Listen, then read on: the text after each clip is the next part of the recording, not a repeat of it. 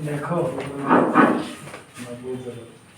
इस चैप्टर में दो एंजाइम, एक का नाम है डीएनए लाइगेज और दूसरे का नाम होता है डीएनए पॉलीमरेज।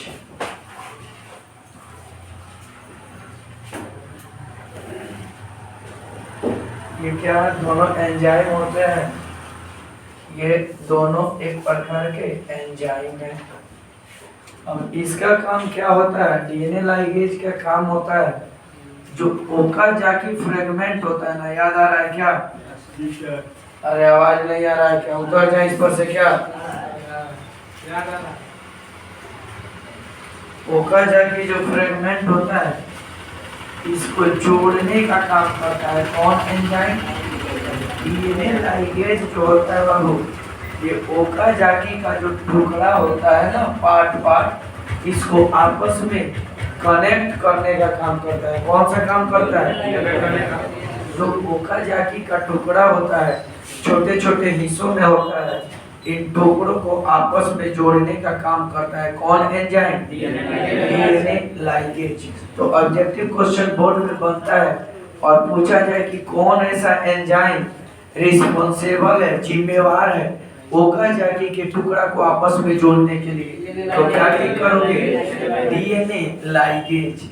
ये लाइगेज वर्ड बना है लाइगेट से। लाइगेट का मतलब होता है जोड़ देना। क्या कर देना बाबू? जोड़ देना। तो कोई बोले ओकाजाकी के टुकड़ा को जोड़ने वाला कौन सा एंजाइम है? क्या करोगे? तो फिर बोलोगे तब ये क्या करता है? ये जो डीएनए का नया चेन होता है ना, जैसे देखो कैसे, इधर ध्यान देना। ये तो डीएनए का, ये एक डीएनए है पेरेंटल डीएनए, पेरेंट डीएनए है। जब ये अपना कॉपी बनाएगा तो एगो तो आधा स्ट्रैंड इसके जैसा आएगा, लो आ गया। तो ये डीएनए पॉलीमरेज नामक एंजाइम क्या करता है? इस दूसरे लैगिंग स्ट्रैंड को इस पे सिंथेसिस कराता है, यानी लैंगिक स्ट्रैंड का संश्लेषण कराता है, चाहे बनवाता है, ऐसे समझो। जोड़ता है लाइगेज, बनवाता है पॉलीमरेज। बस दोनों ऑब्जेक्टिव याद रखना, दोनों ऑब्जेक्टिव अब याद रखना। लाइगेज जोड़ता है, पॉलीमरेज बनवाता है। समझ पाए क्या? कोई बोले लैगिंग स्ट्रैंड को जोड़ने का काम कौन करता है, तो बोलना लाइगेज। बनवाने का काम कौन करता है, तो डीएनए पॉलीमरेज हुआ। चले इसको भाषा में लिखे, चलो लिख लेना को बढ़िया से सुन लो। 5 ही आएंगे, मैं 5 ही को पढ़ाऊंगा। ये रिकॉर्डेड वीडियो होगा। ये बहुत गलती हो गया कि मैं ग्रुप में डाल दिया कि रिकॉर्डेड वीडियो सबके पास जाएगा, नहीं तो और मोतियारी में है, आ नहीं रहा है सब। बहुत है मनीष, तुम्हारा दोस्त भी है क्या? कितना है? हम लोग और अच्छा, तुम लोग का कोई फ्रेंड जो मोतियारी में क्लास नहीं है? 5 ही आएंगे बाबू, हम पढ़ाएंगे, ठीक है? चलिए, आपका काम जानेगा, उनका काम है। हाँ, वीडियो है, उस पर पढ़ लेगा सब। चलो आगे की बातें करते हैं। पॉइंट देखो बाबू, पॉइंट नंबर 1 बना है जोड़ने का काम लाइगेज, और उसको सिंथेसिस बनवाने का काम कौन? जोड़ने में बनवाने में अंतर होता है। बनवाने का मतलब फॉर्मेशन कराना, जोड़ने का मतलब छोटे छोटे टुकड़े को जोड़ देना। चलो, दोनों में बहुत अंतर होता है। लाइगेज और पॉलीमरेज में अंतर समझते हो बाबू? दोनों क्या है? एक प्रकार के एंजाइम है, और दोनों का फंक्शन क्या होता है तो बता देना। एक जोड़ता है और एक बनवाता है। तो जोड़ता कौन है बाबू, बताओ तो जल्दी। और बनवाता कौन है? लिखना बाबू नोट नंबर 1, नोट नंबर 1 डाल के लिखो। नोट नंबर आ जाए थे हम बड़ी बढ़िया मूड में पढ़ाने में, लेकिन उपस्थिति और मारकर मेरा मूड खराब कर दिया। The Okazaki segments The Okazaki segments are joined together. Joined together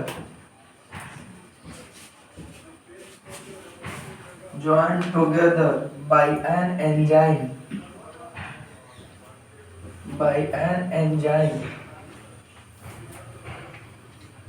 DNA ligase। लो बाबू, हुआ ना? हम बोल रहे हैं ना कि ओकाजाकी का टुकड़ा किसके द्वारा ज्वाइन किया जाता है, किसके द्वारा जोड़ा जाता है, किस एंजाइम के द्वारा? तो डीएनए लाइगेज। हिंदी बोले बाबू, चलो लिखो हिंदी।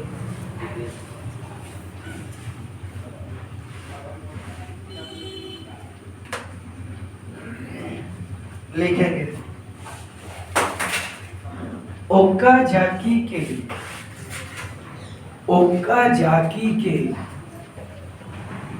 टुकड़ा को ओकाजाकी के टुकड़ा को डीएनए लाइगेज नामक एंजाइम के द्वारा ओकाजाकी के टुकड़ा को डीएनए लाइगेज नामक एंजाइम के द्वारा डीएनए लाइगेज नामक एंजाइम के द्वारा जोड़ा जाता है। अब नोट नंबर 2 लिखना बाबू। क्या लिखोगे? नोट नंबर 2 लिखो। The formation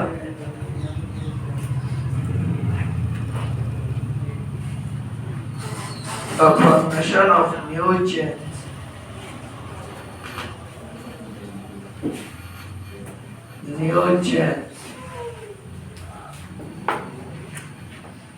is catalyzed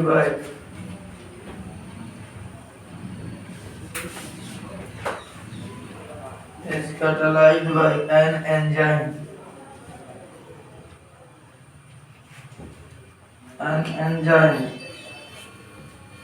DNA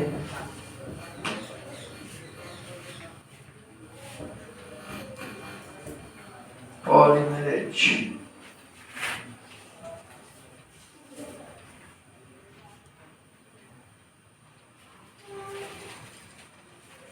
marker अच्छा मेरे मन जो चले ना एकदम मैं बोर्ड को लिख के पढ़ने लगता, मेरे अकॉर्डिंग चले। तो कहाँ चल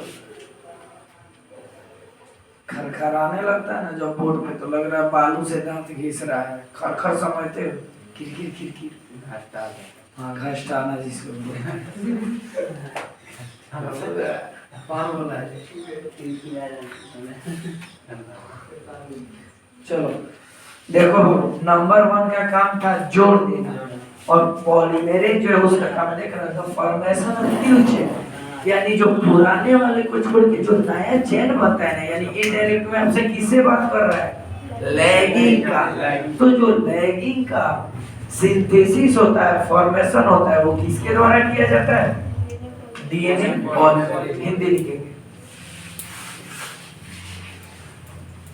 डीएनए के नए श्रृंखला का निर्माण डीएनए के नए श्रृंखला का निर्माण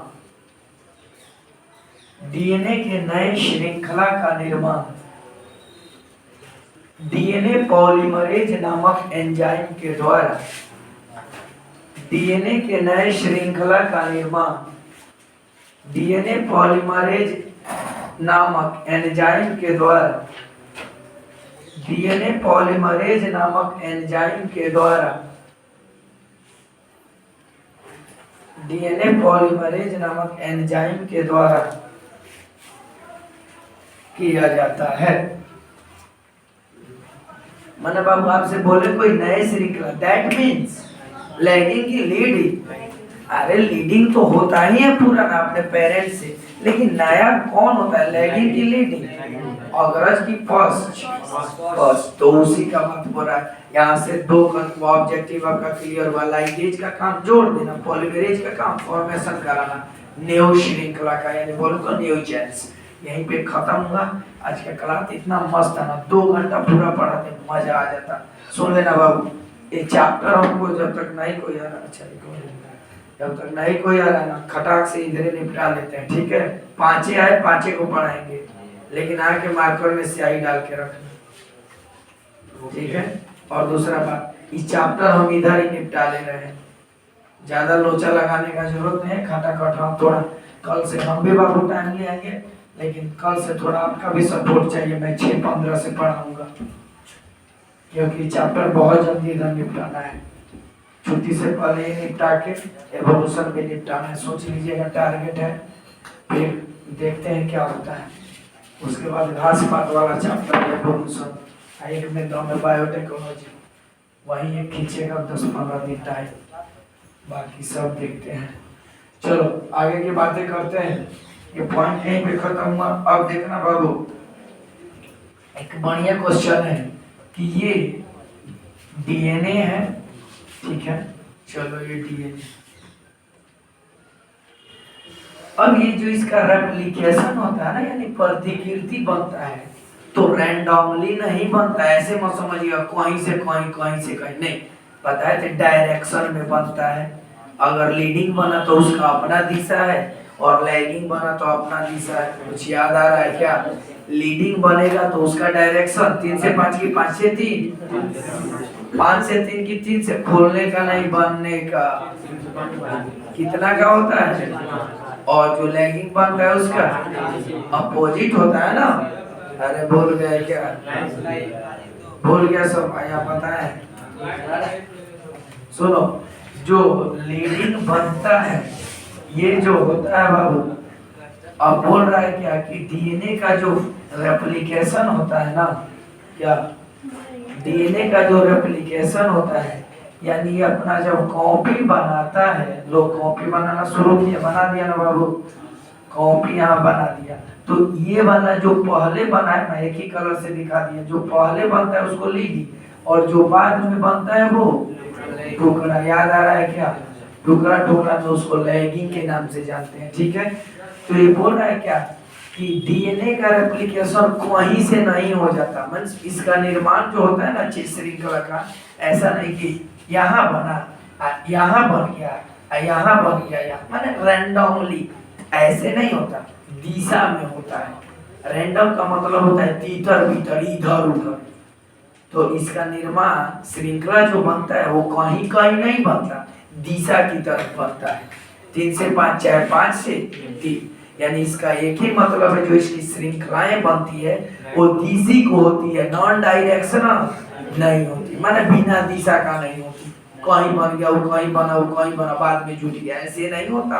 सुन लेंगे बाबू, मैं बताया था उस दिन, तो ऐसे बोला था आपको ये ऐसे बनता है, जो ऐसे बनेगा लो, तो ऐसे थोड़े क्या बना है, क्या बना है, क्या बना है, क्या बाद में सब जुट गया, ऐसे था क्या? नहीं, इसी पर बनेगा लो, ऐसे ऐसे, और बाद में ये ज्वाइन हो जाता है, लाइगेज के द्वारा जोड़ दिया जाता है। तो ऐसे थोड़े कहीं बन गया कहीं नहीं बनता है। वही एनसीईआरटी इस लाइन को लिख के रखा है कि डीएनए का जो रेप्लिकेशन होता है ना, यानी प्रतिकृति बनाता है, तो रैंडमली नहीं बनाता, कहीं कहीं नहीं बनाता, यानी डायरेक्शनल होता है, नॉन डायरेक्शनल नहीं होता। तो लिखो इसको भाषा, रेप्लिकेशन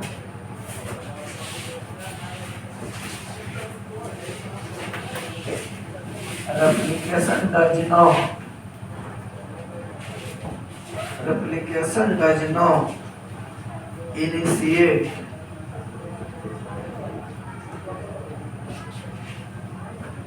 randomly,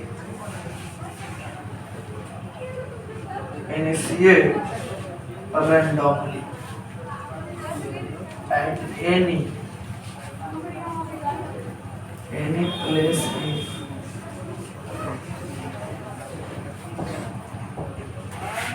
चलो एक लोगों को इसको पॉइंट बना के, यानी डीएनए प्रतिकृति बनाता है, डीएनए कॉपी बनाता है, लेकिन तीतर भीतर समझ पाए, यही ये लाइन बोल रहा है। कहीं नहीं, ये नहीं कि कहीं का कहीं बन गया, ऐसे नहीं होता।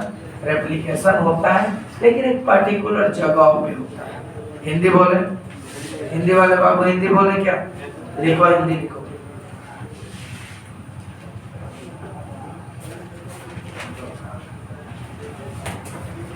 डीएनए की प्रतिकृति बनने का शुरुआत, डीएनए का प्रतिकृति बनने का शुरुआत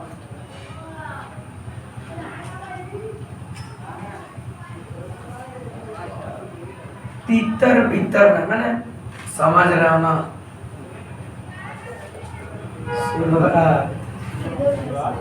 इधर उधर नहीं होता,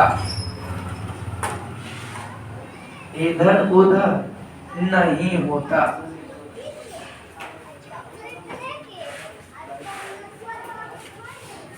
डीएनए का प्रतिकृति बनने का शुरुआत इधर उधर नहीं होता, या एक दिशा में होता है, चाहे 3 से 5 हो, चाहे 5 से 3 हो, बस यहीं पे खत्म हुआ।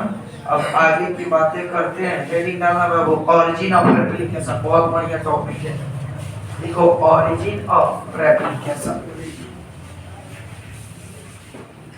हेडिंग डालना बाबू, origin of replication.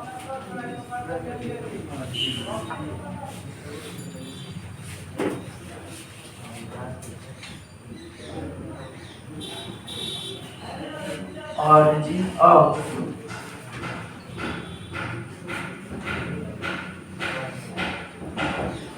Replication, Hindi होता है बाबू प्रतिकृति का,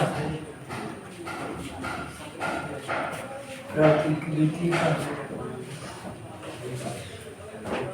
अस्थान, प्रतिकृति का अस्थान, ऑरिजिन ऑफ रेप्लिकेशन। लिखो तो बाबू जल्दी खटाखट, इसलिए समझाई इसे।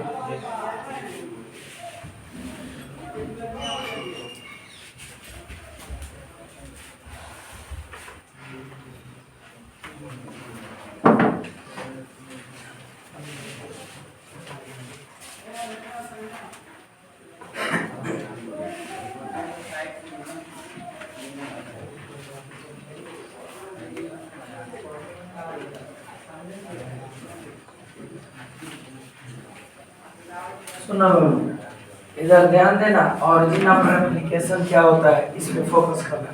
ये डीएनए है, देखो प्रतिकृति का स्तर, डीएनए में उपस्थित ऐसा जगह जहां से प्रतिकृति बनना शुरू हो जाए, ना बोलेगा औसत माने जगह। अब ये डीएनए है तो इसमें ऐसा जगह, मान रहा है कि हम ये एक जगह है, यहीं से प्रतिकृति बनना शुरू हो रहा है, यानी अपना कॉपी बनाना शुरू कर रहा है, उसी को कहते हैं ऑरिजिन ऑफ रेप्लिकेशन।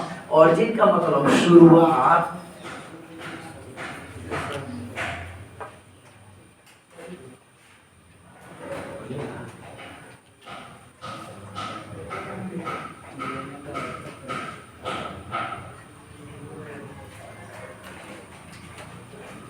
कर क्या रहे हो तुम लोग, कर क्या रहे हो, क्या देख रहे हो,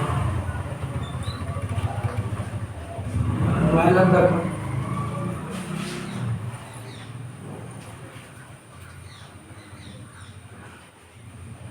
पढ़ लो बाबा, 2 महीने बाद बात करते रहना घर पे बैठ के। तो ये डीएनए है, सुनो बाबू, ये डीएनए है और डीएनए में उपस्थित ऐसा पॉइंट या ऐसा जगह जहां से कॉपी बनाना शुरू करें ना, उसी को ऑरिजिन ऑफ रेप्लिकेशन कहते हैं। वैसा जगह डीएनए पर उपस्थित वैसा जगह या ऐसा पॉइंट जहां से प्रतिकृति का बनना शुरू हो जाए, उसी को क्या कहते हैं, प्रतिकृति का स्थल। स्थल माने जगह, रेप्लिकेशन इस प्रतिकृति माने ऐसा जगह जहां से कॉपी बनना, बस चले। एगो राजा खटाखट नहीं बोल के लिखा बोलता है कि आप लिखते भी नहीं है, लिखो definite region in E coli,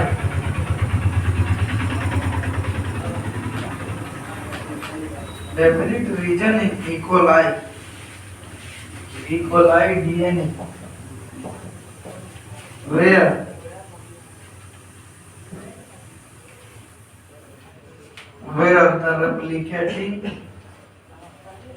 where the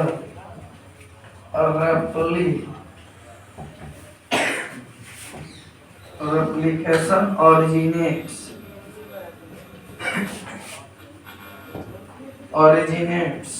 such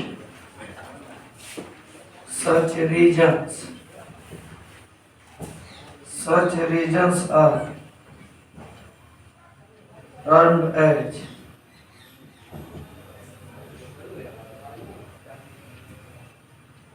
as origin of replication.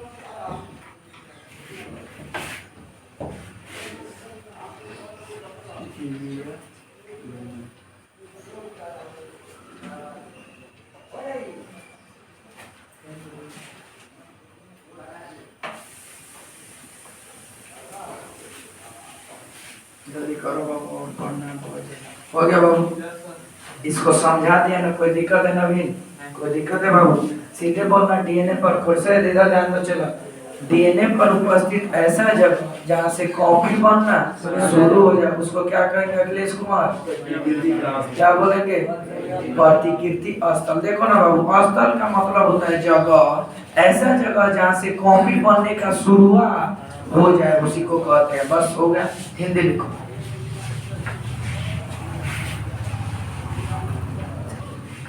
E coli के डीएनए में उपस्थित इकोलाई के डीएनए में उपस्थित इकोलाई के डीएनए में उपस्थित एक नियत जगह जहां से इकोलाई के डीएनए में उपस्थित एक नियत जगह जहां से प्रतिकृति बनने का शुरुआत हो जाता है, जहां से प्रतिकृति बनने का शुरुआत हो जाता है उसे प्रतिकृति स्थल कहते हैं। देखो बाबू, इधर ध्यान देना ना जी। देखो बाबू, मैं एक डीएनए को बना रहा हूँ, ये डीएनए है, ठीक है। और यहाँ बात है, जानते हो बाबू, यहाँ एक टर्म लगा दिया है कि इकोलाई का डीएनए। इकोलाई क्या है? एक प्रकार का बैक्टीरिया है ना। अरे बाबू, जीवाणु है ना, तो जीवाणु है तो उसमें जो है वो डीएनए नहीं पाया जाएगा, उसका भी तो जेनेटिक मटेरियल होगा। तो बोल रहा है क्या कि जो इकोलाई का डीएनए होता है ना, उसमें जब वो अपना रेप्लिकेशन शुरू करता है, अपना कॉपी बनाना शुरू करता है, तो एक पर्टिकुलर जगह से बनाता है। उसी जगह को क्या कहते हैं? प्रतिकृति। तो चलो, हम मान रहे हैं इसको बनाए ना, तो ऐसा मान रहे हैं कि ये इकोलाई का डीएनए है। क्या है बाबू? अब यहाँ इकोलाई के डीएनए में उपस्थित हम मान रहे हैं ये जगह मान रहे हैं, ठीक है। और इसी यहीं से प्रतिकृति बनना शुरू हुआ, तो इसी जगह को क्या बोलेंगे? Origin of replication. क्या बोलोगे बाबू? Origin of replication. ऐसा हम माने हैं ताकि आपको समझ अच्छा से आए। ये डीएनए है इकोलाई का। अब इसमें ऐसा जगह हम एक माने हैं और हम मान रहे हैं कि इसी जगह से ये अपना कॉपी बनाना शुरू किया, ठीक है। तो इस जगह को क्या नाम देंगे? Origin of replication. हिंदी में बोलते हैं प्रतिकृति का स्थल। बनाना हो तो बना लीजिए, मतलब समझने के लिए काफी है। चले आगे, चले ना आगे। चलो, हो गया बाबू, प्रतिकृति का स्थल हो गया। आगे की बातें करते हैं। इससे बढ़िया है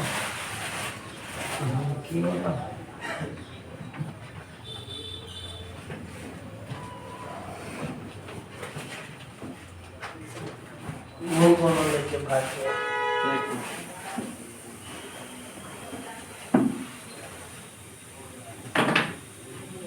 ना ये अच्छा नहीं रहेगा।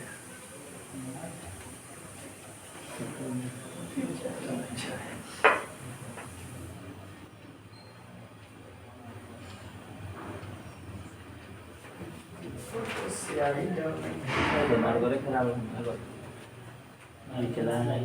चला है, यही चला है। पूरा फुल। अभी तेज गुस्सा आता है, हमको गुस्सा आता है तो फिर हमारे आगे कोई नहीं रहता, समझ में अकेले रहते बहुत तेज गुस्सा आता है धमकी में।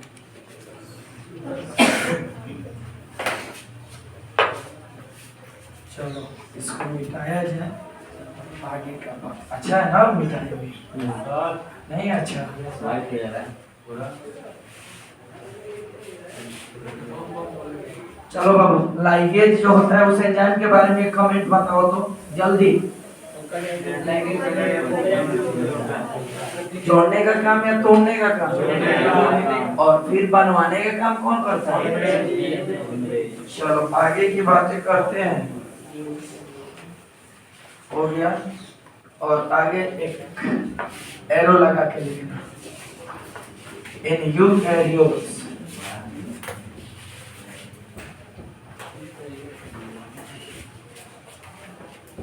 in eukaryotes, the replication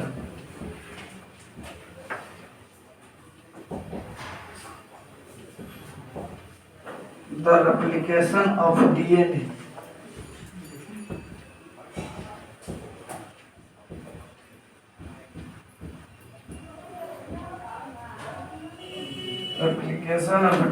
takes place at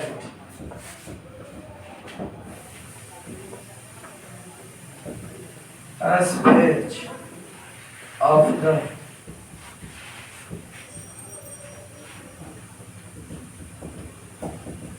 cell division.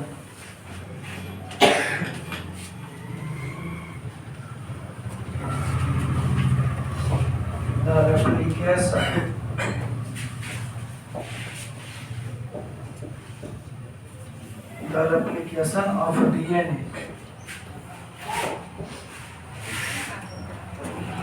and cell division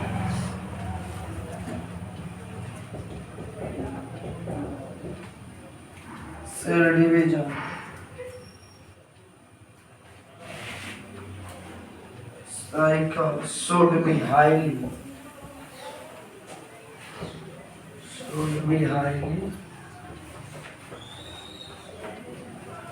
coordinated.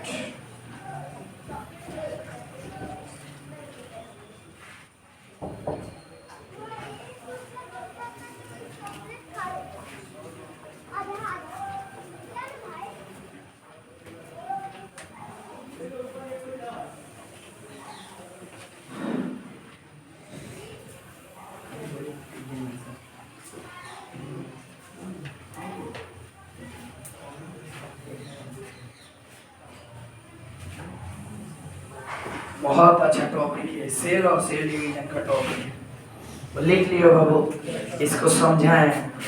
देखो पेन कॉपी बंद करना और इसको समझना, क्योंकि सेल से रिलेटेड है। सुना बाबू, ये एक सेल है, ये इसका न्यूक्लियस, और न्यूक्लियस के अंदर क्रोमोसोम, क्रोमोसोम के अंदर, इतना कंफर्म है ना। अब देखो ये बोल रहा है क्या कि यूकैरियोटिक कोशिका में, किस कोशिका में? यूकैरियोट्स की बात हो रहा है। वैसे ऑर्गेनिज्म जिनकी बॉडी में सेल तो हो, सेल हो, न्यूक्लियस हो, और उसमें डीएनए वेल ऑर्गेनाइज्ड हो, यानी जिनका नाभिक सुदृढ़ हो, अच्छा वाला हो, वेल डेवलप्ड हो, ठीक है। तो ये यूकैरियोटिक में जो होता है ना, बोल रहा है क्या? Replication of DNA takes place at S phase, यानी यूकैरियोटिक जितने जीव होते हैं उनमें डीएनए का रेप्लिकेशन, यानी जब डीएनए अपना कॉपी बनाता है तो किस फेज में? तो बोलना एस फेज। जब बोलोगे एस फेज क्या है? तो सेल डिवीजन का एक फेज है। देखो G1 होता है, G0 होता है, G0 भी उसको बोलते हैं, एस फेज होता है। ये सब अवस्थाएं हैं कोशिका के विभाजन की। तो अब तो आपका उतना टाइम नहीं है कि आपको सेल डिवीजन पढ़ाया जाए, पूरा एक कंप्लीट चैप्टर है, मियोसिस, माइटोसिस पढ़े हो, वही सब। आप पीछे बैठ नहीं जाएंगे, इतना जानो, आपसे पूछा जाएगा तो यही क्वेश्चन बनेगा कि जब यूकैरियोटिक में सेल डिवीजन होता है तो डीएनए अपना कॉपी बनाता है, तो किस पेज में? तो बोलना है एस पेज में। कौन पेज में? एस पेज में। अब सेल डिवीजन और डीएनए अपना कॉपी जो बनाता है, ये दोनों कोऑर्डिनेटेड होते हैं। कोऑर्डिनेटेड का मतलब होता है एक दूसरे से जुड़ा होना। अब देखो इधर ध्यान देना बाबू, इसको समझने के लिए एक हम सेल बनाए, न्यूक्लियस, गुणसूत्र, डीएनए। अभी जैसे डीएनए अब सेल अपना डिवीजन शुरू करेगा ना, तो उसी समय डीएनए भी अपना कॉपी बनाना शुरू कर देगा। अब जैसे ये कॉपी नहीं बनाता तो ये सेल टूट के दो सेल जन्माया, तो फिर डीएनए भी तो इसमें और इसमें आएगा ना। तो इसीलिए जब सेल विभाजन शुरू करता है उसी समय डीएनए भी अपना कॉपी बनाना शुरू कर देता है। कोऑर्डिनेटेड का मतलब होता है दोनों काम एक दूसरे से जुड़ा होना। ये होगा तो वो भी होगा, कंफर्म है। कोऑर्डिनेशन का मतलब होता है जो एक साथ काम दोनों हो जाए।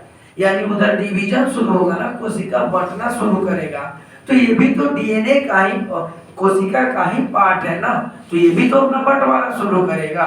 यानी डीएनए का बंटना कोशिका विभाजन के बंटने से एकदम कोऑर्डिनेटेड होता है। वो बंटेगा, ये भी बंटेगा, कंफर्म। समझ पाए क्या? हिंदी लिखेंगे। यूकैरियोटिक कोशिका में, यूकैरियोटिक कोशिका में डीएनए का प्रतिकृति, यूकैरियोटिक कोशिका में डीएनए का प्रतिकृति एस फेज में लगा हुआ है। लाइट का दीपक, उसको एस फेज को, ऑब्जेक्टिव वहीं से नहीं बनते हैं, याद रखिएगा, ऑब्जेक्टिव कहीं से नहीं बनता। डीएनए का प्रतिकृति एस फेज में होता है। एस फेज को हाईलाइट करो बाबू, किस फेज में? तो बोला एस फेज में, फुल स्टॉप।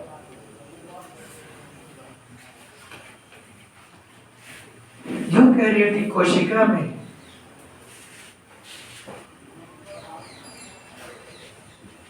यूकैरियोटिक कोशिका में कोशिका विभाजन एवं यूकैरियोटिक कोशिका में कोशिका विभाजन एवं हमारी तरफ से जितने आज के एग्जाम में बैठे हुए विद्यार्थी हैं उनको हार्दिक शुभकामनाएं, बेस्ट ऑफ लक। अब अच्छा से लिख रहे होंगे कॉपी में, इतना उम्मीद करता हूँ, और नहीं होना तो पेपर भेज दूँ, इधर से आंसर भेज दे रहा हूँ, ठीक है। Wish you all the best.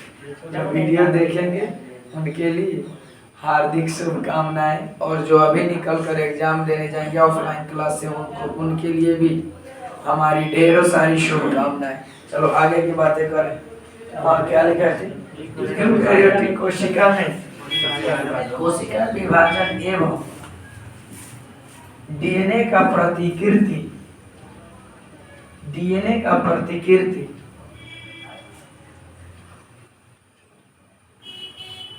दोनों एक दूसरे से जुड़ा होता है। डीएनए का प्रतिकृति दोनों एक दूसरे से जुड़ा होता है। अगला मोस्ट इंपॉर्टेंट टॉपिक है क्रोमोसोमल एनामोली। उसको हेडिंग डालना, क्रोमोसोमल एनामोली। क्या होता है बाबू? क्रोमोसोमल एनामोली। उसको अभी अपन डिस्कस करेंगे, आगे की बातें अभी ही करेंगे। हेडिंग डालेंगे बाबू क्रोमोसोमल एनामोली। क्रोमोसोमल, कल से गल से इधर बैठेगी, याद है? उसके इधर हिलेगा, लाइव चल रहा है। चलो, क्रोमोसोमल,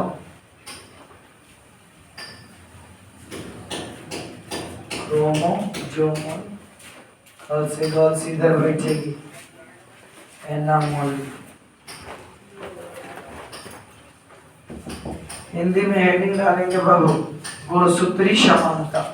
कौन समानता? गुणसूत्री समानता। हेडिंग डालो गुणसूत्री समानता। चलेगा क्या? अरे चले क्या, देखो ये क्रोमोसोमल एनामोली क्या होता है, इसको लिख लो, फिर इसको 5 मिनट समझाएंगे। बहुत बेहतरीन टॉपिक है ये क्रोमोसोमल एनामोली। ये मॉलिक्यूलर बेसिस ऑफ इनहेरिटेंस का बहुत इंपॉर्टेंट टॉपिक है। देखना बाबू, और फेलियर, फेलियर समझते हो, of failure in cell division.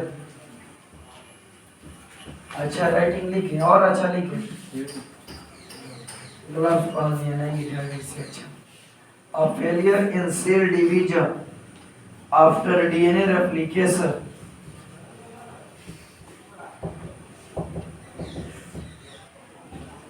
कल से आप 6:15 में आ जाएंगे, और हम किसी का इंतजार भी नहीं करेंगे, मनीष को ही पढ़ा देंगे। क्या मनीष?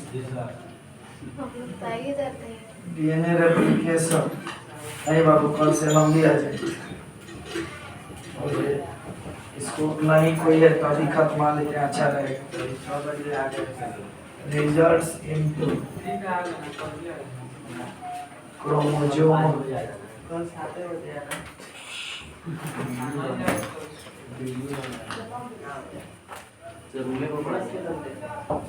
क्या रूम पे पढ़ा है? टाइम से पढ़ाइएगा। क्या रूम पे आएगा मेरे? नहीं सर, लाइव। हाँ रूम पे लाइव पढ़ाइएगा ना, तो टाइम छूट जाएगा। नहीं बाबू, लाइव में तुम लोग को देख के हम अच्छा से, मेरा ऐसा मानना है ना कि मैं समझ रहा हूँ। एक होता है ना कि देखूं फिर, और लाइव में लगता है मैं ही बोल रहा हूँ, मैं ही सब कर रहा हूँ। किसको पूछूं, किसका नाम लो, क्योंकि कैरियर वाला को बोलने का आदत है। ठीक है, मैं लगता है मैं कर कह रहा हूँ, किससे पूछूंगा? कोई नहीं रहेगा तो किससे पूछूंगा बाबू? समझ आया? अरे समझ आते किससे पूछूंगा? ये सब होता है, नेचुरल कैरेक्टर कुछ होते हैं। राहुल आएगा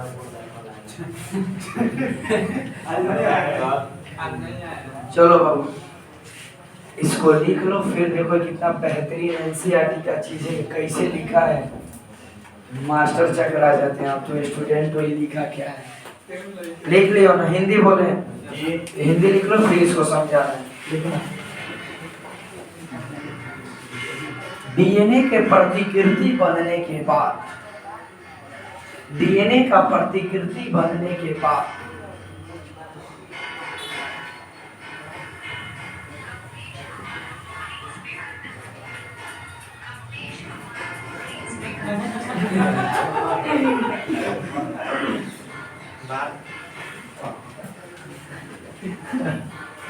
चलो, डीएनए का प्रतिकृति बनने के बाद बाहर जाके बात कर, बोलो उसको बाहर जाके बात करके।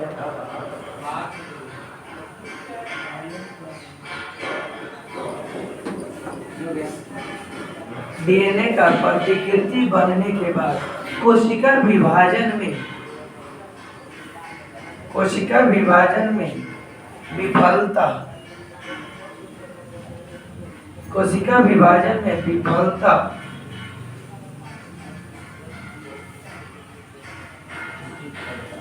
विफलता, विफल विफल असफलता, कोशिका विभाजन में असफलता या विफलता गुणसूत्री समानता कहलाता है। गुणसूत्री समानता कहलाता है। अब इसको समझना पाओ।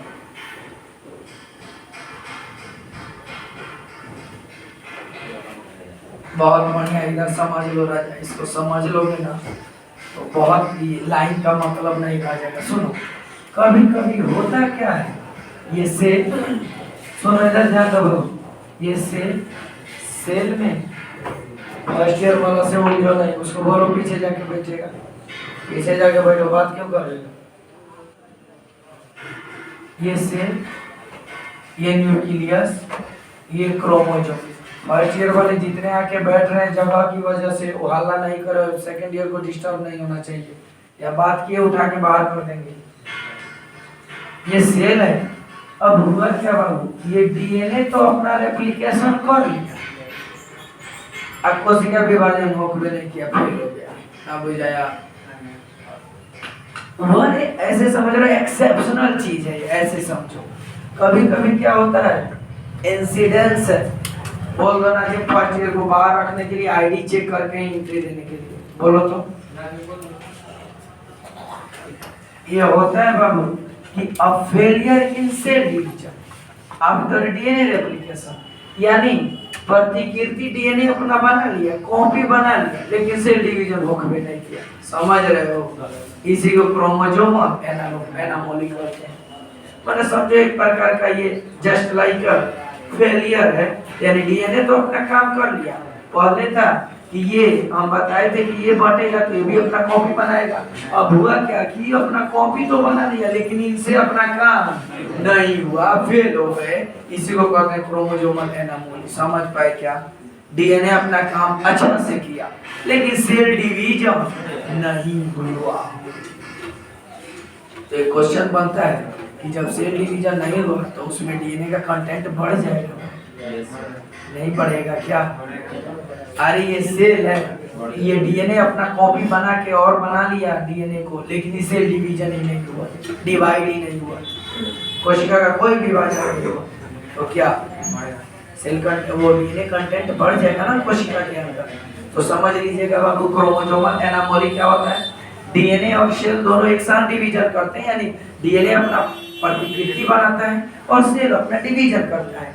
लेकिन किसी केस में क्या होगा, डीएनए बट गया, बट भी नहीं। समझ पाए क्या?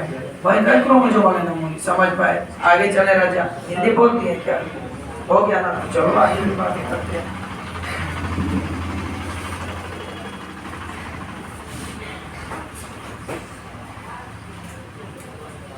जब क्रोमोसोमल एनामोली हो तो डीएनए कंटेंट बढ़ेगा कि नहीं? अरे बोलो ना बाबू, बढ़ जाएगा। चलो अगला हेडिंग डालना बाबू, ट्रांसक्रिप्शन। हेडिंग डालेंगे ट्रांसक्रिप्शन। कल से आप लोग टाइमली आ जाना, हम आ जाएंगे तुम भी आ जाना। देखो कल से ट्रांसक्रिप्शन का हिंदी क्या होता है बता दो, अनुलेखन। हेडिंग डालो बाबू और लगाना बोर्ड मॉडल, 2 मार्क्स का क्वेश्चन है।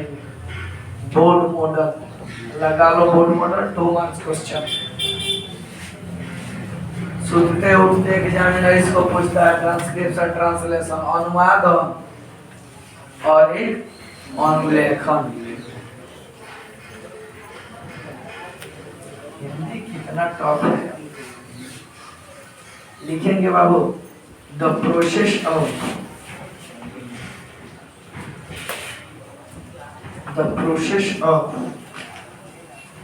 कॉपिंग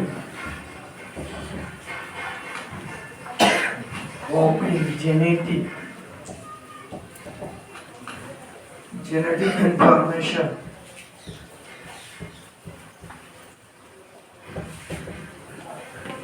the process of copying genetic information from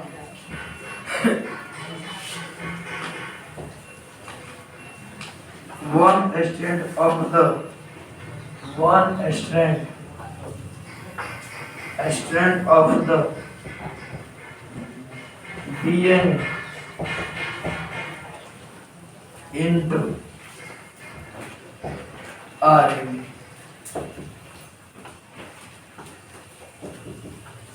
It's called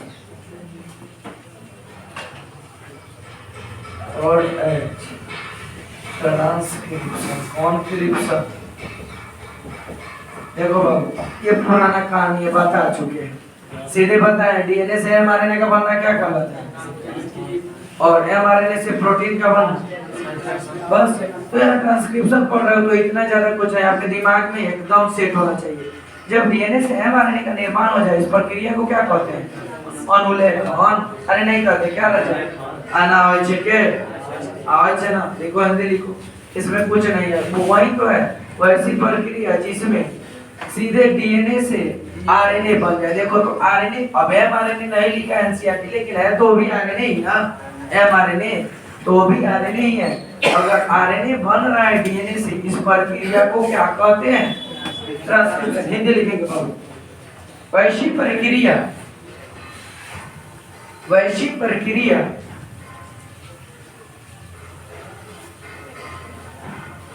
जिसके द्वारा वैसी प्रक्रिया जिसके द्वारा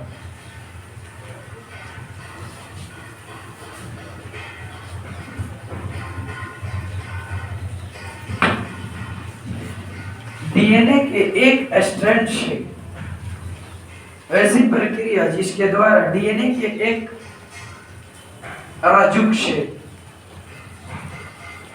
डीएनए के एक राजुक से आरएनए का बनना, वैसी प्रक्रिया जिसके द्वारा डीएनए के एक राजुक से आरएनए बनता है, बनना नहीं, डीएनए के एक राजुक से आरएनए बनता है, डीएनए के एक राजुक से आरएनए बनता है। इस प्रक्रिया को अनुलेखन कहते हैं। इस प्रक्रिया को अनुलेखन कहते हैं। साइड हो जाओ इधर, आगे यहाँ खड़ा होना जरूरी है, साइड हो जाओ। अनुलेखन कहते हैं। देखो बाबू, तो देखो तो राजा क्या हम उस दिन ऐसा कुछ बनाए थे बाबू, इधर ध्यान दे तो, ये डीएनए ऐसा बनाए थे ना, और डीएनए से ये एमआरएनए बना था, कुछ याद आ रहा है क्या? तो इसी प्रक्रिया को क्या बोले थे? क्या बोले थे?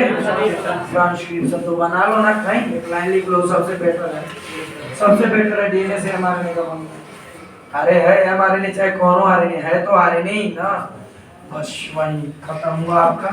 अब अगला हेडिंग डालेंगे ट्रांसक्रिप्शन यूनिट, अनुलेखन इकाई।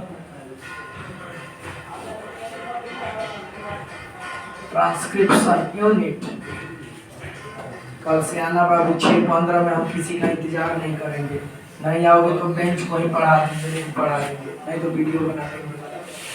चलो आगे की बातें करते हैं। हेडिंग डालना ट्रांसक्रिप्शन यूनिट।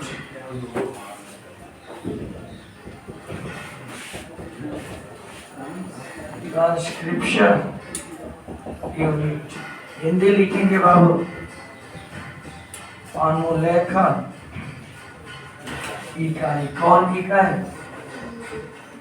जो फर्स्ट ईयर आके पहले से बैठे हैं, आइडिया उनके पास, आईडी चेक कराइएगा। 11th वालों को अभी मत घुसने दो, बिना आईडी मत घुसने दो। फाइनल पेमेंट चेक करो।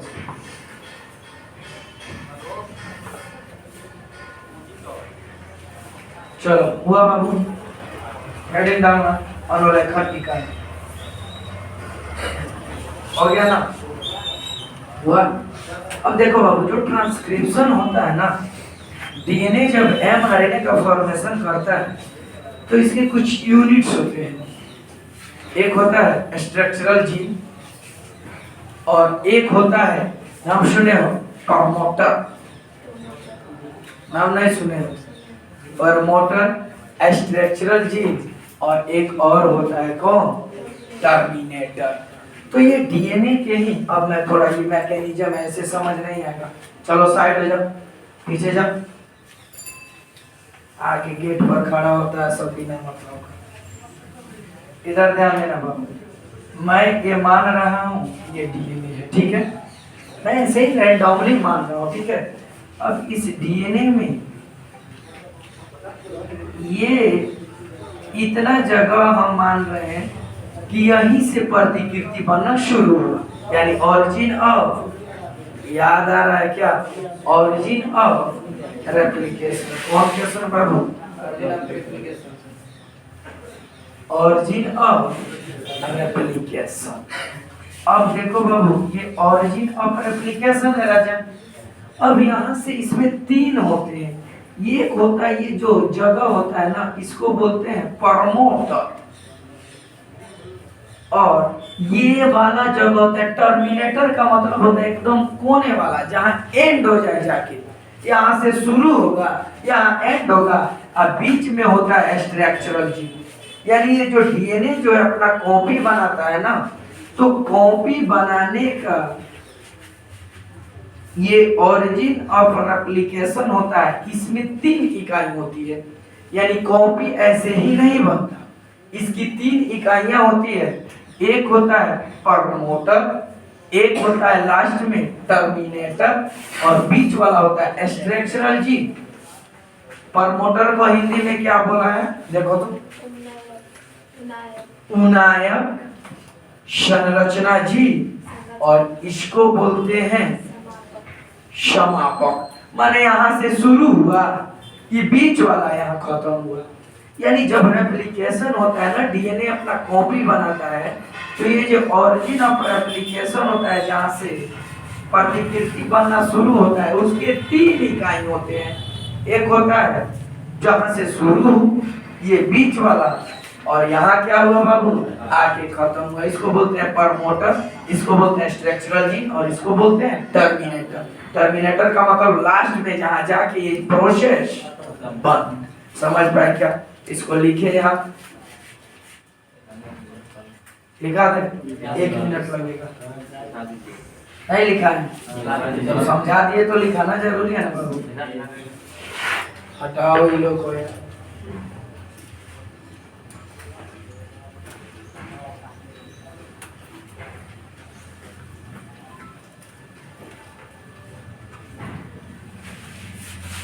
चलो आगे की बातें करते हैं बाबू। लिखना ट्रांसक्रिप्शन यूनिट हेडिंग डाल दियो ना, लिखना a transcription unit, a transcription unit, transcription unit in DNA, in DNA is defined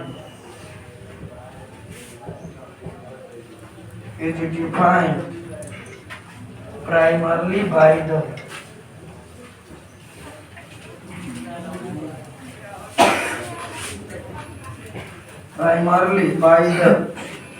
three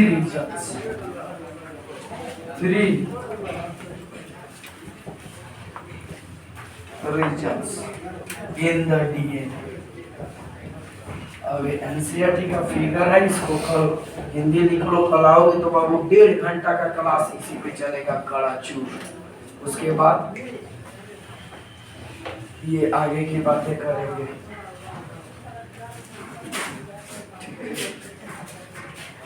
तुम लोग इधर पकड़ जाओ, तुम होशियारी वाइज इस बीच को आराम से आना, आराम से। चलो बाबू आगे की बातें कर, क्या राजा? अरे चले क्या, हिंदी बोले, लिखो।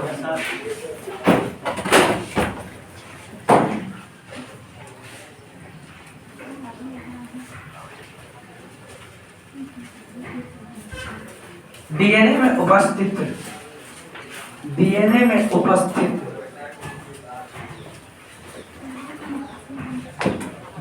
में उपस्थित प्राथमिक 3 जगह, डीएनए में उपस्थित प्राथमिक 3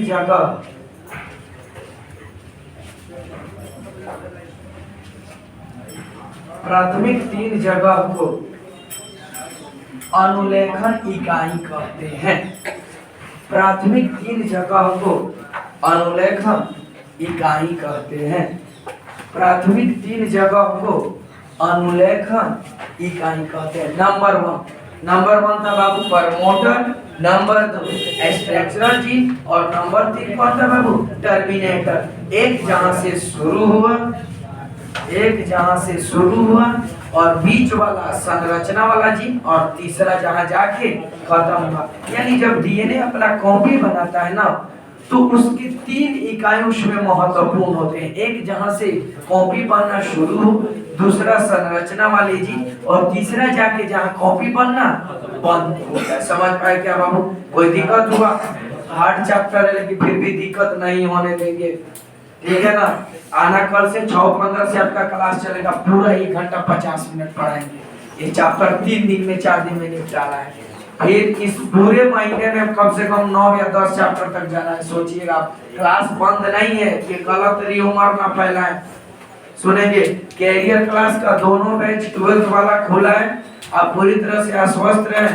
ऐसा कुछ नहीं, ऑफिशियली अनाउंसमेंट है, आपके दोनों बैच खुले हैं। अगर आप कह के भी मोतिहारी में क्लास नहीं आ रहे हैं तो ये आपकी रिस्पॉन्सिबिलिटी है, इसके लिए इंस्टीट्यूशन की कोई जिम्मेवारी नहीं है।